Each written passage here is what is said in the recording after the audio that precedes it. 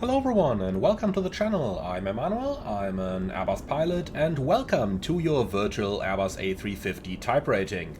In today's first lesson we are going to go over the preliminary cockpit preparation procedure, and that one includes the electrical power-up, OIS initialization, aircraft acceptance, APU start, and then also checking all of our operational quantities, so the engine oil, hydraulics, and so on. These are pretty important things to check in the iniBuilds A350, since you can actually burn through your oil and your hydraulic fluid, so if you don't do these checks properly, your aircraft may not be fit for service. So, with that out of the way, let's go right into it, and we're going to start with the electrical power-up procedure. So, the electrical power-up only needs to be done when the aircraft is cold and dark, but in any case you need to do the safety inspections. So let's go ahead and start with that. We start down here on the pedestal, checking that the engine master levers are both in the off position, the engine start selector is in norm, the landing gear lever is down, and both wiper selectors are in the off position respectively. From there we move on to the battery switches, and we're going to turn them on. We need to do this left to right. Otherwise, problems can be caused in the form of dispatch messages, which can cause problems later on. So turn them on left to right. Battery 1, battery emergency 1, battery emergency 2, and battery 2. When those are turned on and external power is available, we can also turn on the external power. So first number 2, then number 1. So basically you do a U-turn down here on the electrical panel when turning it on. Now, when the external power is on, we can conduct the battery check. Now, we should give the Airbus a little time to boot up, basically until that first ding ding ding is over. And then we are going to turn our batteries off again, and we turn them off right to left. So battery 2, battery emergency 2, battery emergency 1, and battery 1. Once that is done, we can move to the aft overhead panel, and you can see we've got the battery voltage indicator over here. So over here we're going to check the voltage of each of the 4 batteries, and depending on the battery option installed in your aircraft, they either have to be above 25 if you have nickel-cadmium batteries installed, or above 27 volts if you have lithium-ion batteries installed. In today's case, you can see they're all above either, so we don't have to worry about that at all. Then we move back down, and we are going to switch all our batteries on, again turning them on left to right. So battery 1, battery emergency 1, battery emergency 2, and battery 2. Alright, thereafter we move up to the IRS mode selectors, and we turn all 3 of them on in the sequence 1, 2, and 3. And then last but not least we're going to check the cockpit lights, and that happens all down here on the pedestal. So the intake lights are what controls the illumination of the letters on your panel. So let's turn it like halfway up. Then the floodlight is what controls the lighting down here on the main panel and down here on the pedestal, and the dome light is what controls the large lights in your flight deck, so those ones up here illuminating the entire flight deck. Last but not least, if you want to change the brightness of your screens, you don't have to do that individually using the control buttons up here, but much rather you do have a button that allows you to control them all at the same time, which is down here. So like that, you can see you can control all displays at the same time. So, with that, our electrical power-up is complete. Depending on your options, it may take a little while for the OIS to boot up, but I've personally set it to boot up a little bit quicker than normal. It can take between 3 to 7 minutes in the real world. Now, on the OIS, we are going to initialize our flight. So we go to the Mission Flight Op Status page, and up here we can press the SimBrief import, and that's automatically going to import our flight into the aircraft.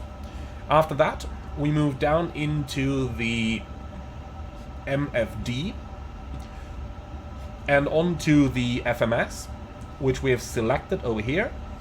And over here we check that we have the correct aircraft type, so A350-900.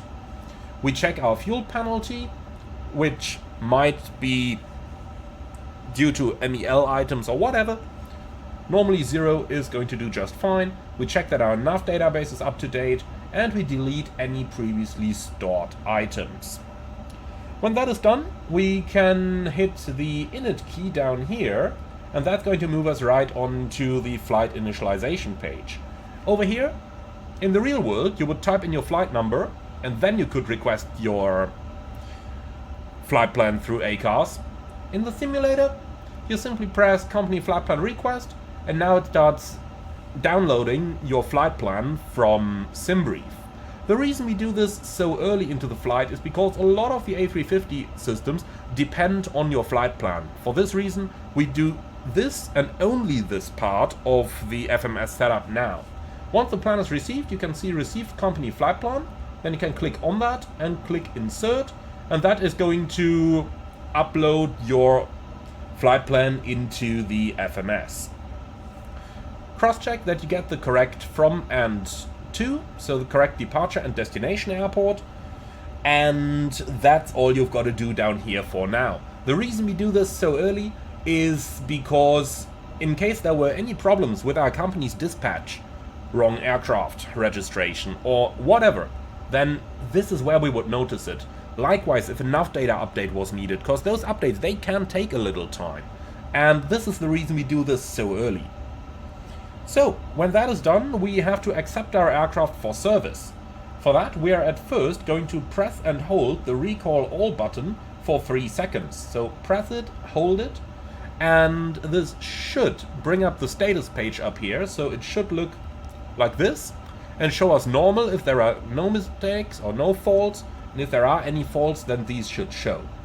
Likewise, press the dispatch button down here, and that should bring up the dispatch page, which is not simulated in the iniBuilds A350 right now, but might be added at a later point. And the dispatch page may show you any MEL items that your aircraft may currently have and any related dispatch information. After that, we check the logbook and the aircraft configuration summary. That basically means what type of equipment is installed in our aircraft. So we could go down here into the options and we could go over all the different options that we have selected in our aircraft over here. So that's just making yourself familiar with the exact configuration of the aircraft that you are flying. When that is done, we can move on to the APU start. And Airbus does recommend to get the APU running in case you have passengers on board for 20 minutes or longer. Now, let's get into it. The first thing we do before we start the APU is to set up our RMP. That's the radio management panel. And on this one, we basically want to set our active ATC frequencies. So I'm just going to tune Honeycomb, and down here I'm going to tune the guard frequency. So you can use the keys on the right to select where you want to manipulate the controls, and then the key on the left to switch them active. And this is quite a change on the A350 from your favorite A320 and A330, we are going to monitor VHF1 and VHF2. Now, over here something has changed. So we select the transmit button as normal, but then you've got VHF1 over here, but the one next to it is the HF radio, not VHF2. That's a very common mistake from A320 and A330 pilot transitioning onto the A350. Instead, your VHF2 is located down here. So be sure to pull that out so that the light illuminates and turn it up. Likewise, we also want to listen to the interphone, and we can also bring up the cabin interphone and the passenger address system. And if we are down here already, also check that the standby RadNav function is off and guarded. Last but not least, we move up to the main panel and set our loudspeaker to a decent position. And the reason we are doing all this is so that we are able to receive any ATC calls or any ground handling operator who might notice something going on outside, a fuel leak, fire, whatever. And this way they can reach us before we start up the APU. So before the risk of stuff like that happening really starts to increase. So with the RMPs set and the volume turned on, we can do the fire test. The fire test is located on the overhead panel right over here, and you will notice that we only have a single test button for the entire system. So for this reason, let's press that button. We check that the fire switches illuminate, we check that the squid and the discharge lights illuminate. Then we move down to the main panel, and we check up here on our eCam that we get the engine 1 fire, engine 2 fire and APU fire. And you should also get the main landing gear fire indication. That's not implemented in the beta version that I'm using to record this, so that should also be visible over there. So with that checked, we can start the APU, and since the A350 is a smart plane, we can press the master switch and the starter straight away. We don't need to wait 3 seconds for the flap to open before we can press the starter, so you can just press them straight away. Now it is going to take a little while for the APU to start up. You can see the APU system page has automatically opened on the eCam, and we can see our APU starting. While that's going on, let's quickly talk about when to use the APU and when not to use the APU. So basically speaking, we are using the APU whenever we need to provide air conditioning to the cabin. Now this means if passengers are on board for 20 minutes or longer, Airbus absolutely recommends to turn on the APU in order to improve the quality of the cabin air. But if you have a look down here, our outside temperature is -5 degrees, so we most certainly want to heat the cabin up so that it gets nice and comfy for our passengers by the time the boarding commences. Likewise, if it would be very hot outside, then you also want to get the APU running in order to cool your cabin down. Once the APU avail indication shows, you can immediately turn on APU bleed, and you can switch off external power number 1. Now why is that? Let's quickly have a look at the Electric's AC page down here, and you can see that the A350 favors the APU generator over external power number 1. So now we have external power 2 powering the AC bus number 2, and the APU generator is powering AC bus number 1. And therefore, we can deselect the external power 1 on the electrical panel once the APU is started, because this way the ground staff can disconnect the ground power without endangering themselves. They must never disconnect the ground power while it is still switched on. They can only disconnect it if it is switched off. Otherwise, sparks may fly and the risk of injury exists to the ground crew. So now that the APU is running, we can continue in our OIS. And down here, our next step is to ensure that our aircraft is actually safe for a flight.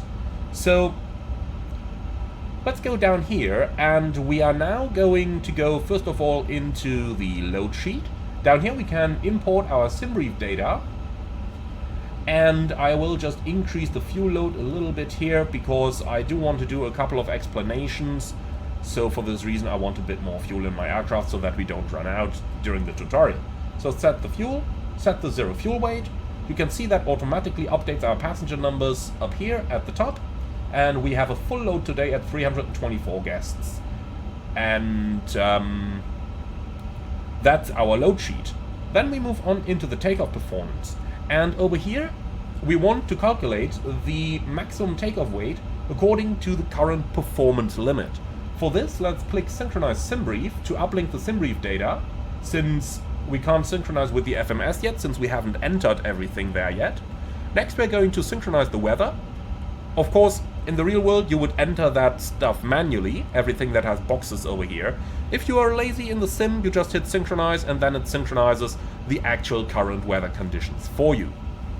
Now, what it does not do automatically is to adjust the runway condition and the flap configuration. So let's quickly talk about these. The normal takeoff flap setting is config 1+F. The real-world tool has an optimum function available, and in the vast majority of cases it gives you config 1+F. Now, air conditioning, even though it says on is standard in here, in any operator that I know of, off is actually the standard, so I suggest to turn the air conditioning off. The thrust is going to be a flex takeoff, so we can leave that. when everything is entered, the last thing you can do up here is to change the takeoff run available to the intersection that you plan to use. In order to find out which one that is, let's go over to the terminal chart, click on our departure airport and hit search. And now we can bring up our airport charts, and then we can have a look at the general airport overview. Or alternatively, whichever chart you may have that gives you some information about some of the intersections that may be available. We are parking right over here, as we can see marked on our position, and we're going to depart off runway 35 left, so probably intersection Bravo 4 Alpha might be a good idea for us to use. So let's quickly go over here and see what kind of takeoff run available we have. So we're looking for runway 35 left, which is over here. Intersection Bravo 4 Alpha, 3,543 meters available. With that information, we go back to the takeoff performance, and we can enter that on the Torah screen. So that's 3543.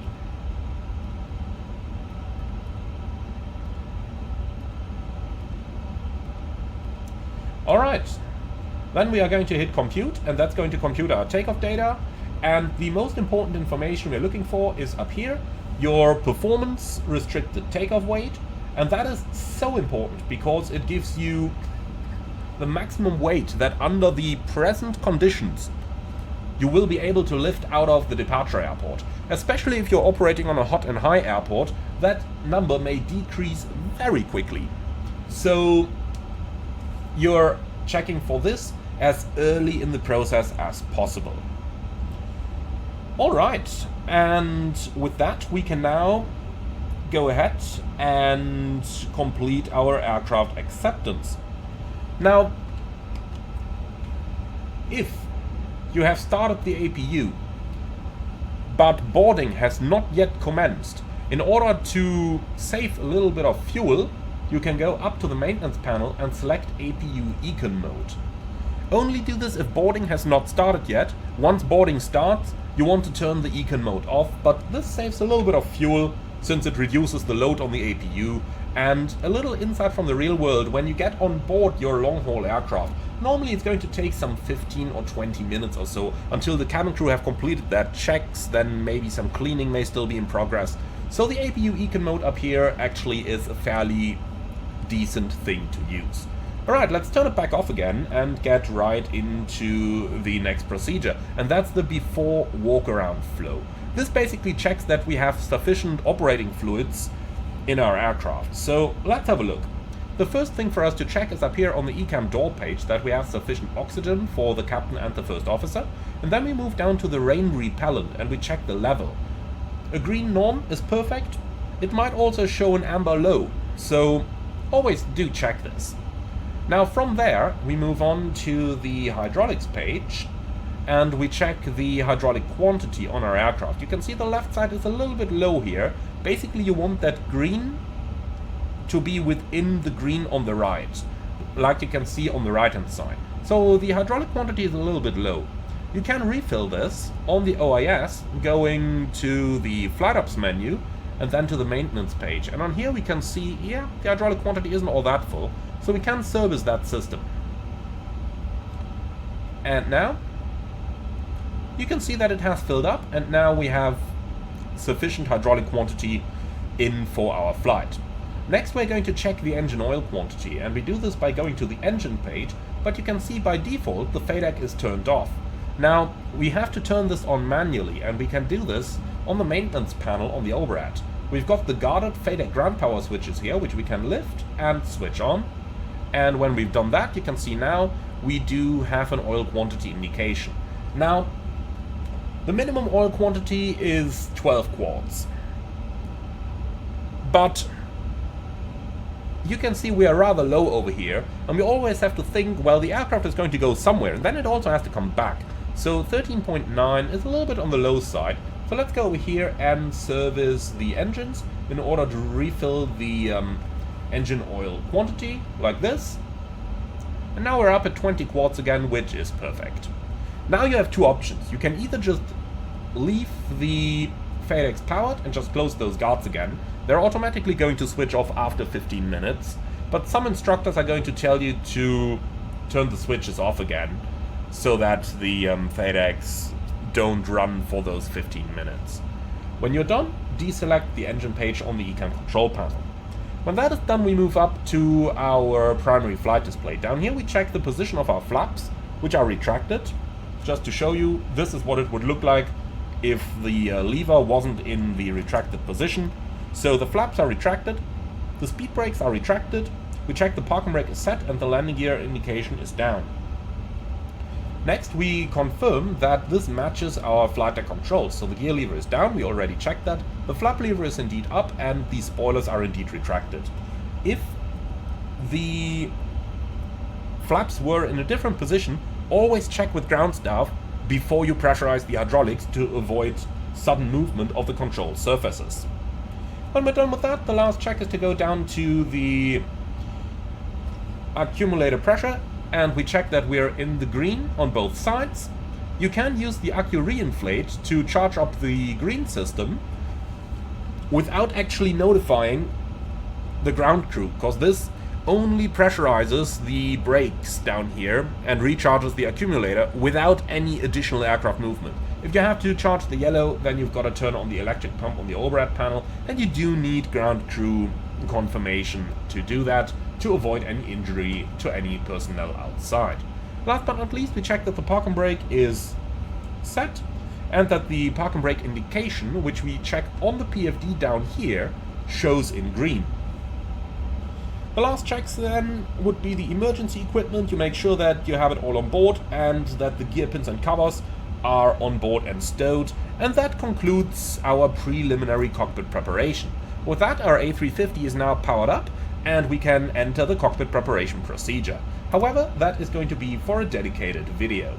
Thank you very much for watching, everyone. I sure hope that you learned something on this one. Leave your feedback in the comments underneath the video. I'm really looking forward to it, and if you have any additional questions, put it into the comments below. Thank you very much for watching. As always, be sure to like, comment and subscribe, and if you really love what I'm doing on this channel, I would appreciate a small donation through the Buy Me Coffee link in the video description below. Thank you for watching, and I'm looking forward to see you all again on the next one.